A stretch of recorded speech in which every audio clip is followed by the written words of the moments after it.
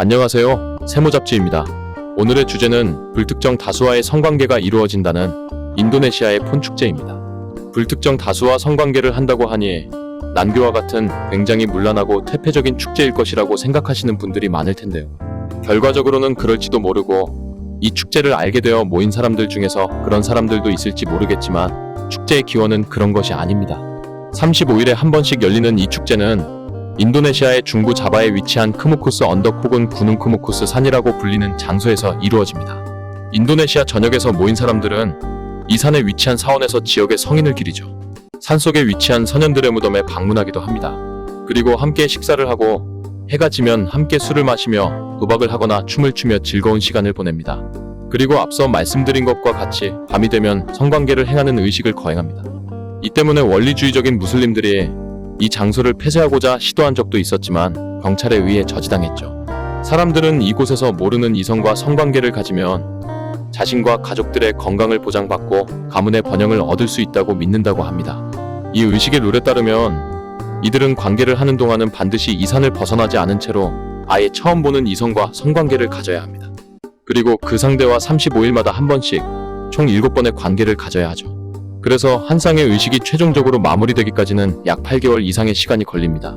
즉, 첫날에 만난 파트너와 연락처를 주고받고 다음번에 만날 시간과 장소를 정해 약 8개월이 넘는 시간 동안 7번을 만나서 성관계를 하는 것이죠. 35일간 7명과 관계를 가져야 한다는 얘기도 있지만 조사를 아무리 해봐도 한 명과 35일에 한 번씩 관계를 해야 된다는 언급만 있을 뿐 그런 자료는 찾지 못했습니다. 35일에 한 번씩 7번이라는 얘기가 와전된 것이 아닌가 싶습니다. 어쨌든 많은 사람들이 이 의식에 참가하기 위해서 이곳을 찾는다고 합니다. 의식이 거행될 때마다 매번 이곳을 찾는 사람들도 있고 젊은 사람, 늙은 사람 할 것 없이 다양한 사람들이 모이죠. 심지어는 부부가 함께 이곳을 찾아 의식에 참가하는 경우도 상당히 많다고 합니다. 물론 부부는 서로 각자 처음 보는 파트너를 찾아서 관계를 맺는 것이죠. 드물게는 미성년자들도 참가하는 경우가 있다고 하는데 공식적으로 주관하는 기관이 존재하는 것도 아니기 때문에 신분증을 확인하거나 할 방법은 전혀 없겠죠. 행위 자체만 보자면 상당히 문란하고 도덕적으로도 얼굴이 찌푸려지는 것이 사실입니다. 하지만 이 의식의 의도 자체는 말씀드렸다시피 가족의 건강과 번영이기 때문에 의식에 참가하는 사람들은 딱히 죄책감이나 부끄러움은 없었다고 합니다. 만약 불순한 의도가 없는 사람이라면 말이죠. 그런데 사람들이 이런 의식을 통해 가족의 건강과 번영을 얻을 수 있다고 믿는 이유는 무엇일까요? 학자들은 이 지역에서 전해져 내려오는 전설에서 기원했다고 주장합니다. 전설에 따르면 과거 인도네시아 자바 지역에 존재했던 왕조의 왕자였던 팡단 사무드로와 그의 계모이자 왕비였던 니아이 온뚜로올라는 서로 사랑에 빠져 금기를 어기고 관계를 갖게 되었다고 합니다. 서로 너무나 사랑했던 둘은 함께 왕궁에서 도망쳤고 이 사원이 위치한 구능 크무쿠스 산에 숨어들어 함께 살았다고 하죠. 그러던 어느 날 여느 때와 같이 둘은 사랑을 나누고 있었고 이들을 찾으러 온 군인들이 사랑을 나누고 있던 이들을 발견했다고 합니다.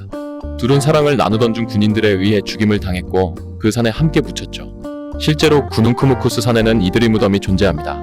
서로를 사랑했던 둘은 마지막 사랑을 끝마치지 못한 것에 한이 남았고 그래서 이 산에서 이 둘처럼 세속적으로 부끄러운 행동을 하는 사람들에게는 니아이 온뚜로올란 왕비가 행운과 번영을 내려준다는 전설이 있는 것입니다. 단, 그 행동은 이 산에 위치한 사원에서 정해주는 상서로운 날에 이루어져야 한다고 하며 사람들은 이 둘의 행동만큼 부끄러운 행동은 처음 보는 사람과 관계를 맺는 것이라 생각해서 이런 의식의 행태가 생겼다고 학자들은 추측하고 있습니다.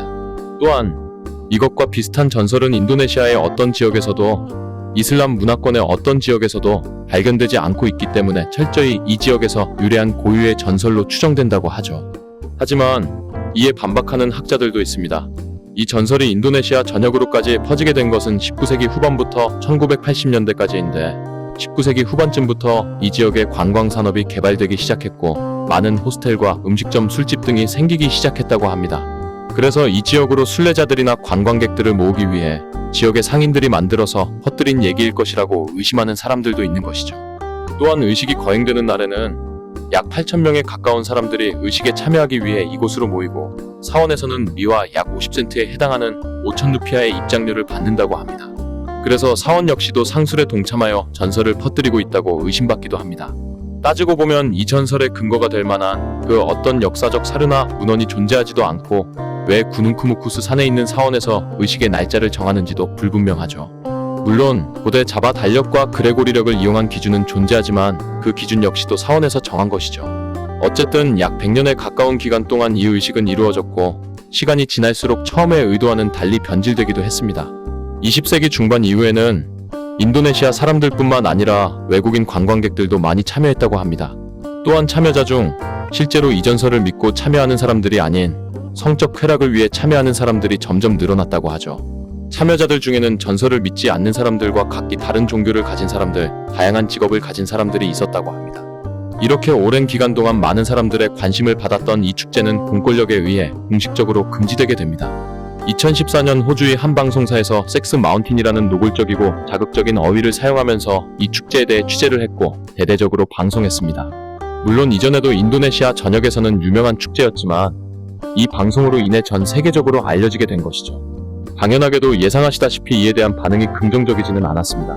이를 알게 된 중구 자바의 도지사인 간짜르 뿌라노어 도지사는 이 축제를 전면적으로 금지했습니다. 이에 대해 그는 이 축제는 지역민의 건강의 측면에서도 좋은 영향을 미치지 않고 도덕적으로도 옳지 않다. 이런 식으로 외부의 관심을 끌어들이는 것은 굉장히 부끄러운 일이다. 라고 밝혔습니다. 실제로 축제가 지속되는 동안 이 지역의 성병 감염률은 꾸준히 증가해왔다고 하죠. 간자르 도지사 역시도 호주 방송사의 취재가 있기 전부터 이 지역의 성병 감염률 때문에 관심을 갖고 지켜보고 있었다는 얘기도 있습니다. 여담이지만 간자르 뿌라노어 도지사는 현재 인도네시아 차기 대선 후보 1순위로 가장 많이 거론되고 있는 사람입니다.